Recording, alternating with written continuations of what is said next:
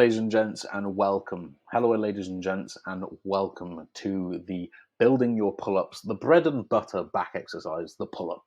One of my favorite movements, which I have loved for a very, very long time, ever since when I very first got into lifting, and I had a tiny little pull-up bar which hooked onto the top of my door when I was like 14, 15 years old.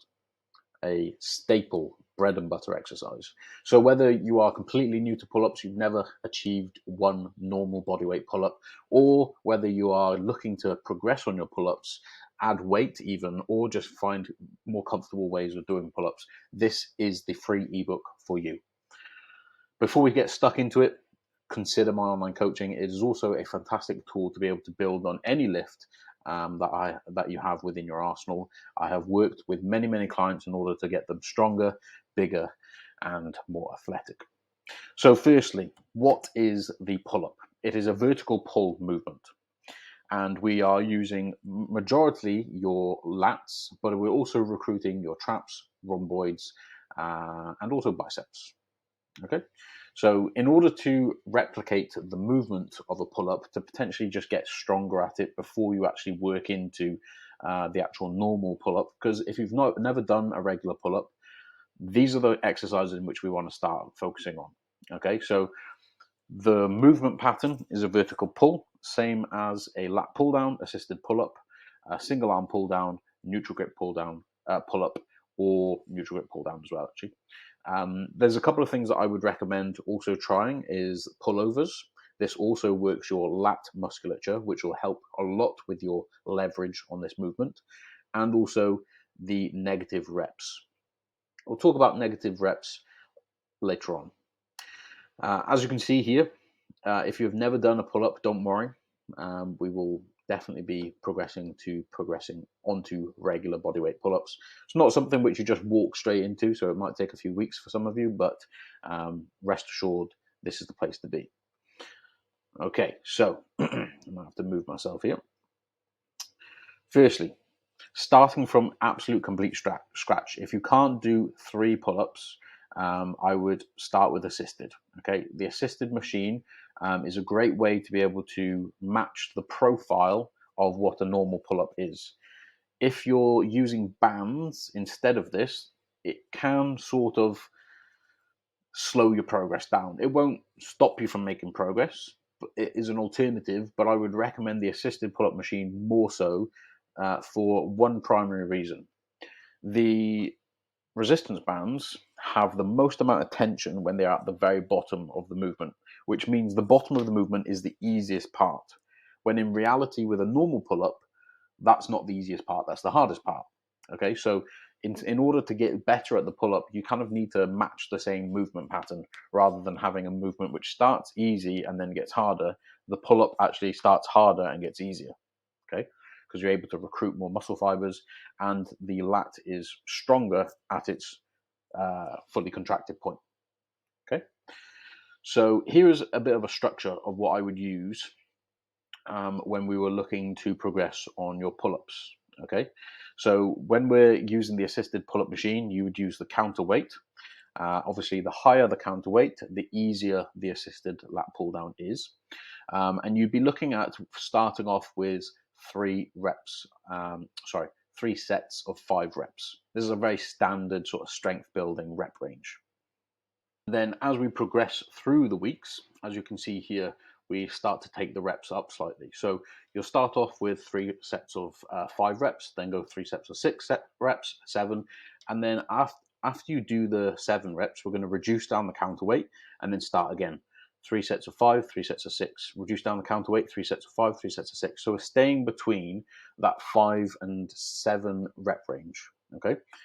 Progressing on that will allow you to then be able to get to the pull-up. If you continue to rinse and repeat this cycle, it will help you to get to the regular pull-up. So there's lots of movements that also help you to progress on your pull-up movements. And if we're looking at movement patterns, something like the lat pull down is a fantastic alternative. The real benefit from this as well is with the assisted pull-up machine, you're probably not going to be able to put as much load through it simply because you're not as fixed in position. The lat pull down here is quite a supported machine. So it gives you a lot more support and allows you to really stimulate the muscles very, very well as training your core.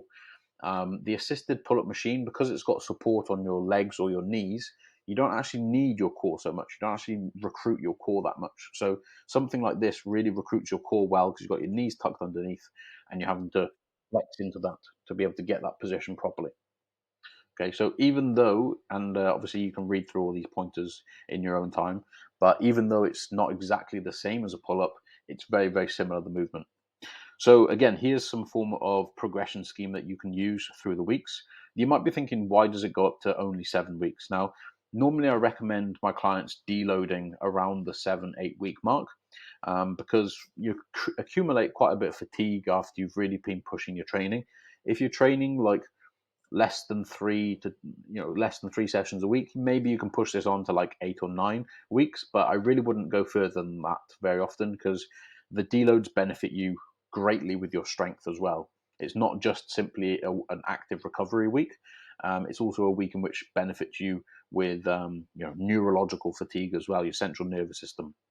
So always deload as well. That's always an important point. And briefly, a deload is basically where you take an active rest week where you're reducing down your volume, having some additional, still training in the gym, but having some additional rest because you're only doing 2 sets rather than 3, for example, and you're also reducing down the weight by about 25% before then progressing again. Okay, so basically rinsing and repeating this cycle. Okay, so here, if we can do more than 5 pull-ups, skip to page 5, but obviously I'll talk you through these points anyway. So we've got different areas that we can focus on using our sort of progressive overload, right? We've got static holds, we've got forced negatives, and mechanical drop sets. So with a static hold, as you can read here, we're getting to the top of the movement. So essentially what I'm doing here and holding it. If you're not able to even do that, I would just hang from a bar. Hang from a bar and get your body used to just being in that position. If you have absolutely no capability of lifting your body weight to the top, then progressively just hold yourself, go over to the assisted pull-up machine, continue holding your body weight on a bar, and just alternate between those few exercises, lat pull downs as well. Get your back musculature stronger, and you will be able to do the pull-up. Forced negatives are a really, really good way. I'm talking incredibly good way of getting strong really fast. This is what I used the most when I was getting up to my 60 kilo pull-up. Forced negatives essentially is where you are adding some additional weight. So even if you're only able to do normal pull-ups for now, you can use this method. You assist yourself to the top of the movement, and then you slowly lower yourself down, and then you assist yourself to the top again and slowly assist yourself down. So you're fighting against the negative portion of the movement. Now, a real good way, if you can do pull-ups, a good set of like 10 to 12 reps, add a 20 kilo plate and assist yourself to the top and then slowly control that negative. Rinsing that using forced negatives, oh my goodness, you will make incredibly good progress. And you can do that on a lot of movements. It's the easiest, I would say, to do on a pull-up because most other movements you need somebody else to help you. For example, a bench press, you need somebody to assist lifting that bar. A squat, most of the time, you probably need somebody to help you up also. But a pull-up, you can do it on yourself, on your own. So real good mechanism to use there. Mechanical drop sets. So this would be using something like a pull-up into a pullover, or a pull-up into a neutral grip lat pull-down. Basically, we're making the movement slightly more difficult. We're making the movement slightly easier to then continue to get more reps. So essentially, you could probably do this on a assisted pull-up machine as well, but put in an exercise with your pull-ups. So I would say probably pullovers is the best one for that. Static holds. So this basically just goes into a little bit more detail of what I was talking about there. At the beginning, it won't be very long, and that's fine. Just continue to progress on that. I would say probably, like 2 seconds at the top is pretty good. As you can progress up further, You know, I'm not sure what my PB is, but I can imagine I'd probably be able to hold up there for like at least 30 seconds. Work your way up to that, and pull-ups will be a whole lot easier. Force negatives, a little bit more information on that, which you can then read on your own as well.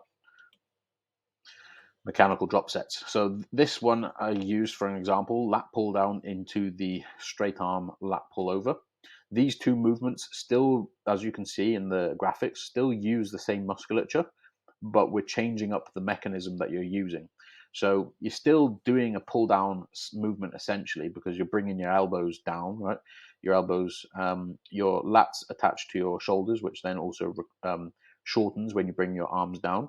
But because the movement is different and it's also lighter, so almost like a drop set, but just using a different movement. So mechanical drop set is a drop set, but just instead of reducing down the weight, we're just reducing down the tension. So here is how we would structure if you are able to do normal pull-ups. Okay, so pull-ups, 2 sets of 8, and then forced negatives, add 5 kilos. So if you're able to do 2 sets of 8 pull-ups at the beginning, great. This is our starting position. Add 5 kilos, and then we're going to do a forced negative of 3 reps. So assist yourself to the top, whether you've got like a step or something that you can kick off a little bit in order to get to there. Start with that, 3 reps negative. Going into the next week, 2 sets of 10, and then a negative of 7.5. So we're adding 2.5 kilos. And then the next week, we keep these the same, but we progress more heavily on the negative. Okay, weeks 4, we progress on the pull-ups, and the negative stays the same. No, we add more 5 reps this one. Then we go 5 kilos onto the pull-up, 10 kilos plus a rep.